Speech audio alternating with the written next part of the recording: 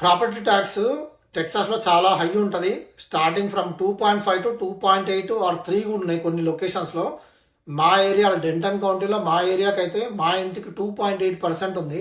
అంటే ఒకవేళ 500K ఇల్లు కొంటే ఆన్ అన్ యావరేజ్గా ఇయర్లీ క్లోజ్ టు $14,000 ఆర్ $13,000 మనము ఓన్లీ ప్రాపర్టీ ట్యాక్స్ కడతాం. సో ఈ ప్రాపర్టీ ట్యాక్స్ అంతగానం కట్టిన తర్వాత మనకి మంత్లీ కౌంట్ చేసుకుంటే మోర్ దాన్ $1,000 ఉట్టి ప్రాపర్టీ ట్యాక్స్కి వెళ్తుంది. సో ఇది ప్రాపర్టీ ట్యాక్స్ కూడా ఎవ్రీ ఇయర్ మన ఇల్లు వాల్యూ పెరిగే కొద్దీ ఆ ప్రాపర్టీ ట్యాక్స్ పెరుగుతూ పోతుంది.